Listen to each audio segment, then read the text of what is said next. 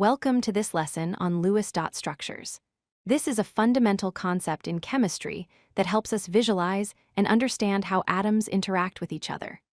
Lewis dot structures provide a simple yet powerful way to represent the valence electrons of atoms, which are the electrons responsible for chemical bonding. By the end of this video, you'll understand how to draw these structures and why they're so important in chemistry. So what exactly are Lewis dot structures? They are a simple way to visualize the valence electrons around an atom using dots. Each dot represents one valence electron. Valence electrons are the electrons in the outermost shell of an atom, and they're the ones that participate in chemical bonding. This method was developed by American chemist Gilbert Newton Lewis, and it has become one of the most useful tools for understanding chemical structure and bonding. You might be wondering why we use Lewis dot structures. There are three main reasons. First, they show us how bonding occurs between atoms. When atoms share or transfer electrons, we can see this clearly in Lewis structures. Second, they help us predict molecular shape, which affects how molecules behave and interact. Third, they help us understand chemical reactivity. By looking at the valence electrons, we can predict which atoms are likely to form bonds and what types of reactions might occur. The basic rule of Lewis dot structures is straightforward. Each dot represents one valence electron. That's it.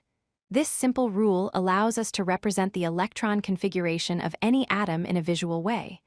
Remember, we're only showing the valence electrons, not all the electrons in the atom. The valence electrons are the ones that matter for chemical bonding, so that's what we focus on. When drawing Lewis dot structures, dots are placed on the four sides of the element symbol. You can place them on the top, bottom, left, or right of the symbol. The element symbol, like capital H for hydrogen or capital C for carbon, represents the nucleus and all the inner electrons. The dots we add around it represent only the valence electrons. The position around the symbol gives us a systematic way to organize these electrons. There are three important rules to follow when drawing Lewis dot structures. Rule number 1, place one dot on each side before pairing them up. Start by putting single dots on each of the four sides.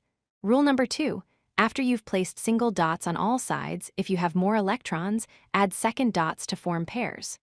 Rule number 3, there's a maximum of 2 dots per side. This means each side can hold at most one pair of electrons.